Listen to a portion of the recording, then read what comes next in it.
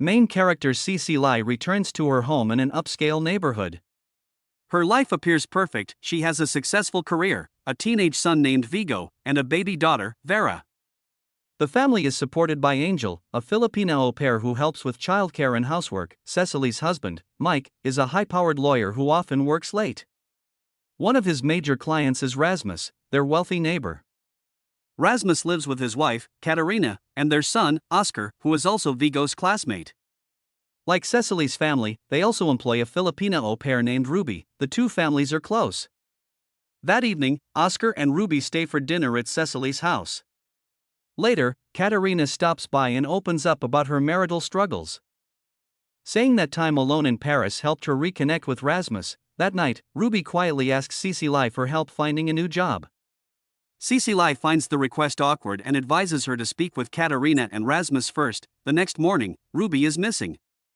Katerina comes over, looking worried. Angel contacts others in the Filipino community, but no one has seen Ruby. While Katerina appears overwhelmed, Cece Lai offers to help with chores at her home. Later, Cece Lai remembers seeing Ruby throw something into a neighbor's trash bin but hesitates to investigate. When both families gather at Katerina's house, Katerina speculates that Ruby may have run off to work in a brothel. Cece Lai doesn't think so, believing Ruby is a devout Catholic and wouldn't do such things. They search Ruby's room in the basement and find her passport and savings still there. Cece Lai notices a nanny cam but doesn't pay much attention. That night, Cece Lai finally checks the trash bin and finds a used pregnancy test. Suddenly, Rasmus appears behind her. Startled, Cece Lai lies and says she found nothing. Back home, she tells Mike what she found and suspects Rasmus may be involved, given his history of cheating. Mike dismisses her concerns and instead tries to seduce her. As the two become intimate, someone secretly films them from a distance. Young police officer Aisha is assigned to investigate Ruby's disappearance. She starts by researching Rasmus and Katerina, then visits their home. Only Katerina is there, and she is cold and uncooperative. Aisha later checks Ruby's phone records and discovers she had called 911 before vanishing but hung up, saying, "It's too late." At work, Cece Lai checks for updates on Ruby. Her co-workers debate the ethics of hiring au pairs, but she defends her choice. She then calls her husband, Mike, who urges her to drop the pregnancy test issue. He's more focused on securing a business deal with Rasmus. At home, Angel grows increasingly worried and contacts friends in the Filipino community. She learns Ruby had spoken to a woman named Darna at church and may have been looking to change host families. Later, Cece Lai and Angel have a heart-to-heart.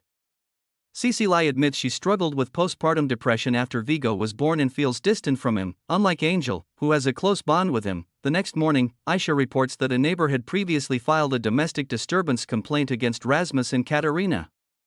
It turns out Angel made the call after Ruby texted her during a violent fight, saying Rasmus and Katerina were killing each other. Aisha speaks to Cece Lai and Angel again. They recall Ruby seemed sad and had quietly asked Cece Lai for help. Angel also mentions Ruby's close friend, Kim Flores. Aisha visits Rasmus and Katerina again. Katerina becomes defensive and shows Aisha a party dress from Ruby's closet, suggesting Ruby ran off with a man for money. Aisha investigates further and finds a party photo of Ruby posted by Kim.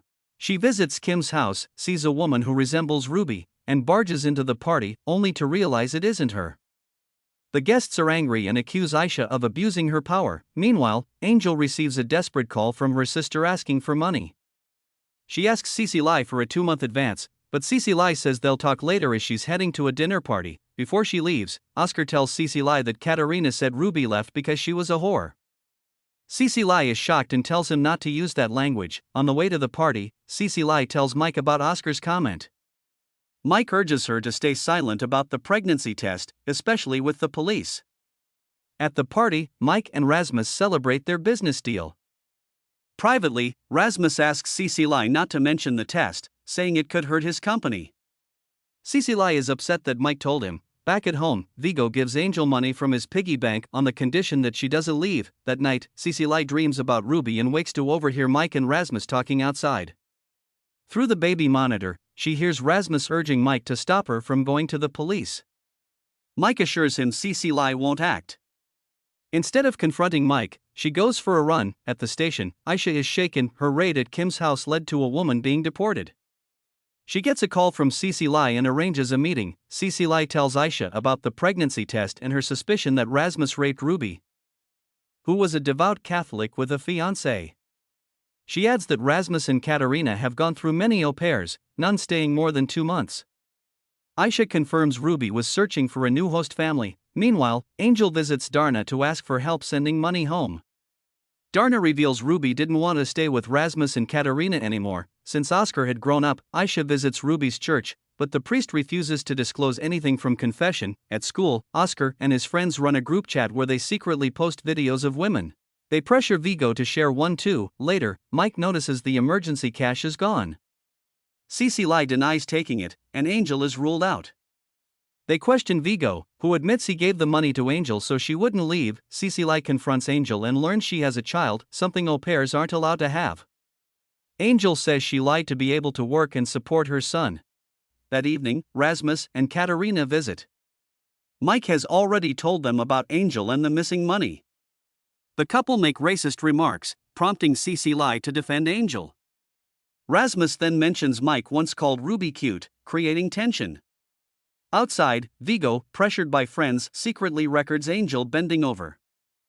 Aisha gets a call. Ruby's purse has been found. That night, Mike tries to get intimate, but Cece Lai rejects him and goes for another run. Meanwhile, Angel calls Ruby's fiancé, who says Ruby broke up with him abruptly a week ago, with no explanation. At bedtime, Vigo asks to sleep in Angel's bed, but she refuses. Finally, Cece Lai confronts Mike for telling Rasmus their business and admits she went to the police. Mike is upset. Cece Lai checks his phone and finds friendly messages between him and Ruby. The next morning, Cece Lai confronts Mike about his relationship with Ruby. He brushes it off, asks if she's jealous, and denies knowing anything about the pregnancy. He calls her crazy for even suspecting him. At school, Oscar shows Vigo a disturbing audio of a woman crying and someone else moaning. It visibly unsettles Vigo. Aisha examines Ruby's belongings and finds a parking card from a luxury hotel. She and her boss, Carl, visit the hotel, where a staff member remembers Ruby. He says she came in with a man driving a Porsche Taycan Turbo. A quick search reveals one registered to Mike. Further digging uncovers that Mike has a rape conviction from 23 years ago. Back home, Oscar continues spying on Cece Lai using his drone. Angel visits church and meets with other Filipino workers. Frustrated by the lack of police action, they decide to organize a search party near where Ruby's purse was found. Angel tells Cece Lai about it, who agrees to help and gives her the day off. The next morning, with Angel busy organizing the search, Cece Lai drops Vigo at school and runs into Katerina. Cece Lai tells her about the search party, and Katerina agrees to join. At the search site, Aisha speaks with the priest again. This time, he reveals Ruby confessed she was raped and believes she was pregnant. She didn't name her attacker but refused to have an abortion. The priest had advised her to speak with the man. Aisha is left speechless. The search turns up nothing. The next morning, Angel dreams of Ruby. Later, she walks Vigo to school, but he appears withdrawn. Aisha meets with Cece Lai and asks about Mike's whereabouts the night Ruby disappeared. Cece Lai realizes Mike is now a suspect. She brings up his past conviction, claiming he was young and came from a rough background, and that it was a wake-up call that changed him. She then lies, saying Mike came home shortly after Katerina, Ruby, and Oscar left that night. Later, Cece Lai confronts Mike again. He says he was just helping Ruby get her driver's license. When she presses about the night Ruby vanished, he claims he worked late and stayed at a hotel. Cece Lai says nothing more and goes for a run. Meanwhile, Aisha receives a call. A body matching Ruby's description has been found at the marina, wearing a red hoodie and jeans, the same outfit she wore the night she disappeared. That night, Mike checks into a hotel alone. The next day, Katerina arrives at Cecily's house in tears. Vigo hides and listens as Katerina begs Cece Lai to identify Ruby's body. She's frantic. Rasmus is out of town, and she can't bear to see a dead body. Cece Lai agrees to go. As she's leaving, Vigo tries to talk to her, but she brushes him off, promising to speak when she returns. At the morgue, Cece Lai confirms the body is Ruby's. She also recants her earlier statement to Aisha, admitting she took a sleeping pill that night and doesn't know when Mike came home. Aisha tries calling Mike, but he doesn't answer. Cece Lai returns home and tells Angel about Ruby's death. Angel is devastated and calls her friends. News of Ruby's death spreads quickly. Amid the chaos, Cecily forgets to pick up Vigo from school. Vigo calls Mike, who picks him up and drops him off. Shaken from seeing Ruby's body, Cecily confronts Mike again and demands the truth. Vigo listens from another room as his parents argue. Mike insists he's innocent and denies being the baby's father. Cecily doesn't believe him and kicks him out. That night, Katerina visits Cecily, apologizes, and gives her a pill to calm down. She insists Mike is innocent and urges Cecily to stay strong for the kids. Meanwhile, Angel is busy planning Ruby's memorial with the Filipino community. Vigo tries to talk to her, but she sends him away. The next day, Aisha and the police confront Mike at work. He provides CCTV footage and agrees to a DNA test to clear his name. At home, Angel receives another call from her sister asking for money. Frustrated, she lashes out, then quickly apologizes. Later, Mike returns and shows Cecily the DNA results. He's not the father. He lashes out at her for not trusting him, but Cecily shuts him off and tells him to stop playing the victim. At school, Vigo refuses to put away his phone. His teacher catches him watching one of the secret videos and calls Cecily in. The video shows Ruby being secretly filmed while changing after a shower. Once Cecily confirms it's not their au pair, the teacher realizes more students are involved. He calls a meeting with all the parents. Meanwhile, Ruby's autopsy is inconclusive. Neither homicide nor suicide is ruled out. Carl believes it was suicide and urges Aisha to drop the case, but she refuses. Aisha visits Rasmus to inform him that Ruby's body is being released. He offers to help send her home to the Philippines and asks Aisha to speak to the press to clear his name. She refuses. Rasmus then offers to take a DNA test. At school, the parents' meeting begins. When Oscar is named as the ringleader, Katerina becomes defensive. The other parents demand Oscar's expulsion, and Katerina punches the teacher before storming out. In the parking lot, Katerina tries to talk to Cecily, but Cecily shuts her down, saying their sons can no longer be friends. Later, Oscar chases Vigo in the backyard, tackles him, and chokes him, threatening to kill him if he tells anyone about the video. Katerina arrives and leaves with Oscar.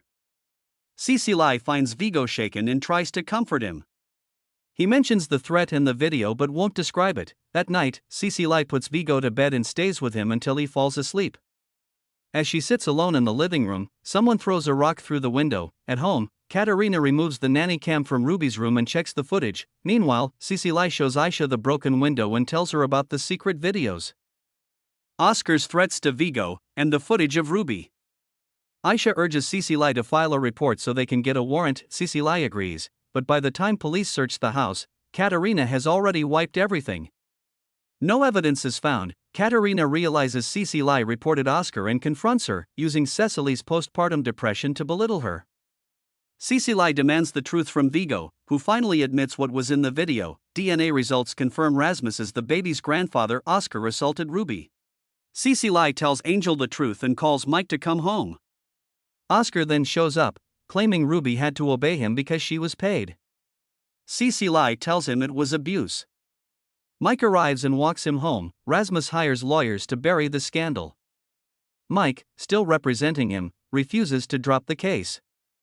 The plan is to frame Ruby as the one who groomed Oscar. Cecily begs Mike to stop, but he refuses, not wanting Vigo dragged into court. Police also drop the case. Aisha, still convinced Ruby didn't kill herself, asks Cecily to let Vigo testify.